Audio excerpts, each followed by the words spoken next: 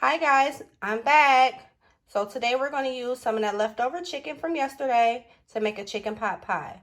So I took the liberty of taking the breast meat and the thigh meat off the bone and shredded it up as so. Then I cut up some carrots, mushrooms, celery, onions, garlic, and yellow potatoes. And then I have a can of sweet peas. And we have some thyme, some garlic powder, some onion powder, some heavy cream, some chicken stock, and pie crust. So in the skillet, we added some grapeseed oil, about half of a tablespoon, the carrots, the potatoes, and the celery. The reason why I added these items first is because they take a little bit longer to cook down than the rest of the veggies.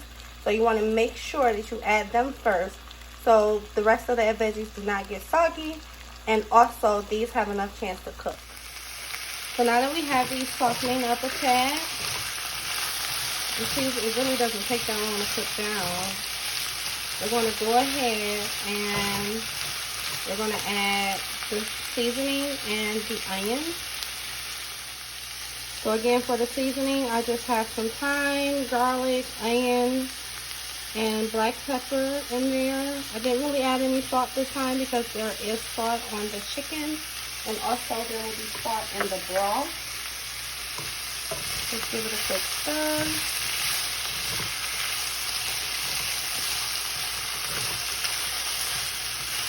Please bear with me, you guys. My cameraman is not here today, so it's just you and I think I'm not doing too bad, huh? It's a little different. Okay, so now I'm going to add my onions. So we're going to add half of a medium onion. Oh, I'm sorry, a large onion. It will probably be like a whole medium onion. And we're going to let these start to soften with the rest of the veggies. This recipe was actually inspired by my aunt because she suggested that I make one on Sunday when I was looking for dinner ideas. And I didn't really quite have all of the stuff, which I still kind of don't, but I was like, that'd be good. Let me go ahead and give it a try. And I've had a taste for it ever since, so here we are. Oh my gosh, it smells so good in here. I really wish you guys could smell it. You see all the vibrant colors just coming together. Y'all know I love colors. Colors, colors, colors. Perfect. Well, a fun fact about my aunt. We are only, I want to say, 7 years apart. So she's more like a sister, best friend. Her and the aunt that I have right above her. They are like my everything. Don't tell my other aunties, I got a bunch of them. So now that you see those are cooking down some, we're going to add the mushrooms in. And these are baby bellas. I forgot to mention that earlier. You can use whatever mushrooms you have on hand. I love mushrooms, so it really does not matter to me. It's whatever your preference is. So again, we're going to let those cook down.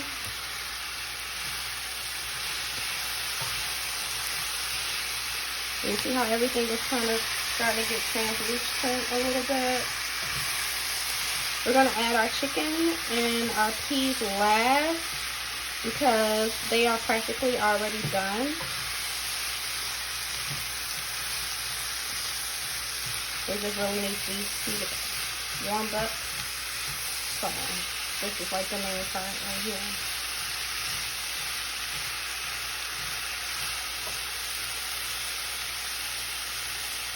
Let's let it cook a little bit longer and then we'll add our garlic in. Okay guys, now that we have these veggies pretty much softened, we're going to go ahead and add our garlic to the pot. I know I love me some garlic. Yeah, we're going to add our garlic, and then we're going to add just a tad bit of garlic butter. I'm going to add a tad bit of garlic butter. And the reason why we're adding the garlic butter is because we're about to make a roux. But we need a little bit more fat or oil, if you will, so we can add our flour to it. And the roux is just pretty much like gravy, like the beginning stages of gravy. So we're going to add about 2 tablespoons of flour and kind of let those cook down some.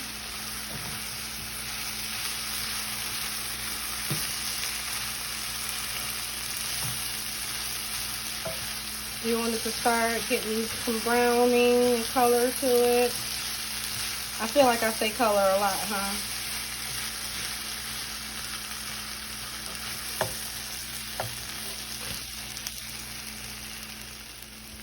Okay, so now that we have the color that we're looking for, we're going to add, I'm going to add just a little bit of the chicken broth right now. Do like maybe 1.5 cups, give or take. Not going to add the full 2 cups of this yet. Just because I kind of want to see. I like mine to be a little thick and chunky. I don't like it to be like super wet. So I'm just going to see how it looks with the cream and all of that stuff in there. Oh my goodness. This smell looks so good. I cannot wait to eat. So I know that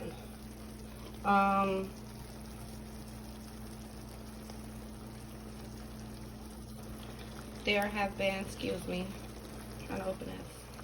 Yeah, so I know there have been some challenges and stuff dealing with this whole COVID situation and everything that's going on and just trying to be around family. And I'm hoping that, you know, my food can kind of bring comfort to people and, you know, just help brighten your day and your spirits and just give you a smile. Okay, so I added about half of this container of whipping cream. It's about 16 ounces, so I would say I added about 8 ounces of whipping cream. Now, if you want to do a cheat to this step, you can always use like cream of mushroom, cream of celery, cream of chicken, which is probably what I would do. You can always add that instead of doing the chicken broth and the heavy cream. But I try to do as much stuff homemade as I can, so yeah. So as you can see, it's all starting to thicken up a little bit. We can still go for about a few more minutes before we add the chicken and the peas.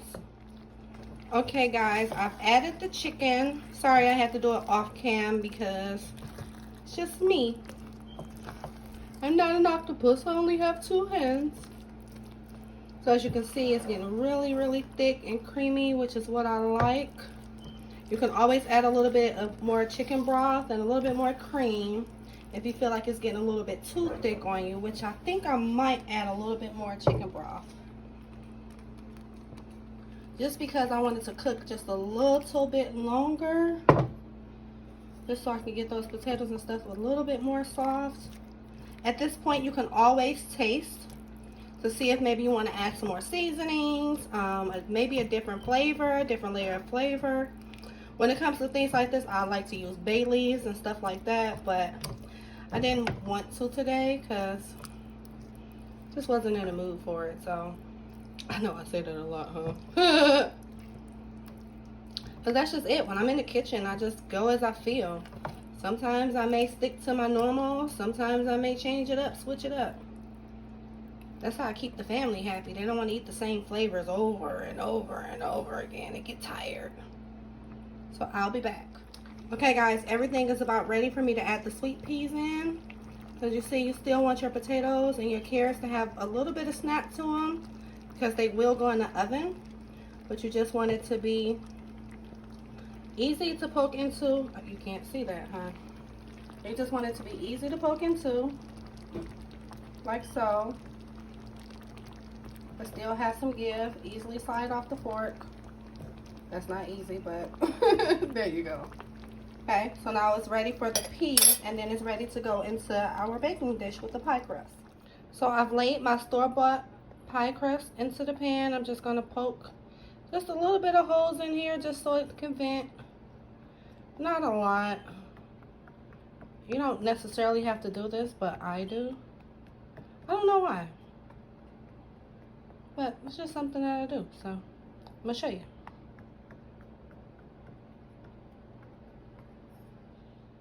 Okay, now it's time to add our mixture into our pie crust. I switched to a big spoon. I'm hoping this is enough. I mean, this isn't too much filling, and it's a big enough pie pan. Fingers crossed. That's one thing though, coming from a big family, sometimes it's hard for me to remember to scale back on the amounts. But I think this can work. What you think? You think I'm gonna get it all? It looks like it. Yum, look at that. That looks so delish. So delish. So yeah, guys, bear with me while I get things up and moving. This is my second video, and I'm gonna work on the construction. Literally. This page is under construction. So I just want to kind of go up the sides a little bit, make sure I have everything in there. Okay. Seems like that's going to be all I can get, but guess what? That stuff's so good, you could put like some biscuits in it or something, which is probably what I'm going to end up doing because it is not going to waste. I probably put it in the freezer and store it for a day where I just want it and bake it and put a biscuit on top of it. Excuse the dog. See you later. So real quick, I finished off the pie and I added some egg wash to it, which is just one beaten egg, and I sprinkled over top. I'm gonna put it in the oven on 425 for about 30-40 minutes, and I'll be back. Okay guys, so it's been about maybe 15 minutes and the top is getting a little bit more brown faster than what I want. So what I'm going to do is cover it up and leave just a little breathing hole in the middle just to kind of let it go ahead and continue to cook without burning. Be back. Okay, so it's been another 10 minutes since we last checked. Maybe 10 to 15 I'd say. And you see it stopped getting so brown quicker because I added the tint to it. And we're going to put it back on there for about another 15 minutes and we should be good to go. And this is how you want your tint to look. It's just lay over the pie. It does not have to be like flush to the pie because you want it to have some air going up under there to keep the heat circulating. You just pretty much want to cover it to stop the pie crust from getting too dark too fast and not cooking all the way through. Okay, now we have some bubble action going. That's how you know everything is good and cooked really well. The crust is really soft and it's getting brown. So what I'm going to do is I'm going to leave the tint off for the last 5 minutes or so. Let the crust get brown and then I'll take it out and show you the rest. Okay guys, it is all finished and it's not quite cooled down yet. But it was in the oven for about an hour altogether. Oh my goodness, this looks so good. I cannot wait to slice into a piece of this. Unfortunately, we won't be cutting it tonight because no one's here. The kids are gone and the hubby's laying down. It's kind of late tonight, so see you later. Hope you enjoy.